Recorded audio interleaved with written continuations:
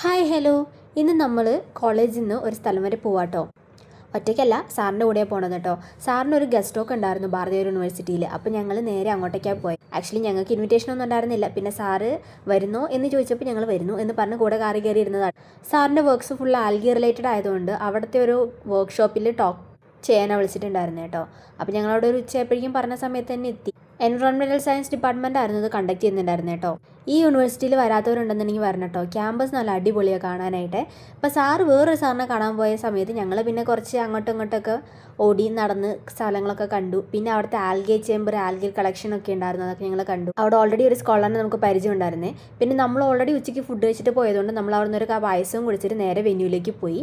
അവിടെ selected students മാത്രമേ ഉണ്ടായിരുന്നുള്ളൂ കേട്ടോ. അപ്പോൾ അതുകൊണ്ട് ഒത്തിരി ക്രൗഡൊന്നും ഉണ്ടായിരുന്നില്ല. പക്ഷേ സാറ് ഉച്ചസമയം ആയതുകൊണ്ടും പെട്ടെന്ന് ബോറടിക്കാതിരിക്കാനും ഭയങ്കര ഇൻട്രസ്റ്റിംഗ് ആയിട്ടുള്ള ഒരു ടോക്കായിരുന്നു കേട്ടോ സാറിൻ്റെ. ഇതാണ് ഞങ്ങളുടെ സാർ കേട്ടോ, ഡോക്ടർ ജിബു തോമസ്. ആള് ഞങ്ങളുടെ ബയോടെക്നോളജി ഡിപ്പാർട്ട്മെൻറ്റിൻ്റെ HOD ആണ്, പ്ലസ് ഞങ്ങളുടെ ഗൈഡ്. പിന്നെ അത് സെഷനൊക്കെ കഴിഞ്ഞിട്ട് ഞങ്ങൾക്ക് ഒരു ചായയും വടയും കിട്ടി. പിന്നെ അത് കഴിഞ്ഞ് പിന്നെ കുറച്ച് നേരം അവിടുത്തെ സാറുമാരുടെ അടുത്തൊക്കെ ബായൊക്കെ പറഞ്ഞ് ഞങ്ങൾ ഇറങ്ങി. സാറ് പക്ഷേ നേരെ കൊണ്ടുപോയി വണ്ടി നിർത്തിയത് ആനന്ദാസിലാട്ടോ. പിന്നെ ഞങ്ങൾ അവിടെ നിന്ന് ഞങ്ങൾ ഒരു റോസ്റ്റൊക്കെ കഴിച്ച് വയറ് ഫുള്ളാക്കി. എന്നിട്ട് അവിടെ നിന്ന് പിന്നെ കഥയൊക്കെ പറഞ്ഞ് ഞങ്ങൾ അവിടെ നിന്ന് ഇറങ്ങി നേരെ ഗാന്ധിപുരം ബസ് സ്റ്റാൻഡിൽ വന്നു.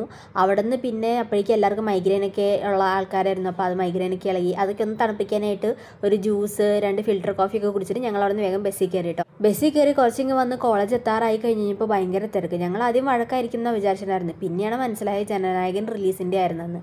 പിന്നെ ഒരു വിധത്തിൽ ആ തിരക്കുന്നൊക്കെ വെളിയിൽ വന്ന് കോളേജിലെത്തി പഞ്ച് ഔട്ട് ചെയ്ത് ഹോസ്റ്റലിലേക്ക് പോയി. Bye all.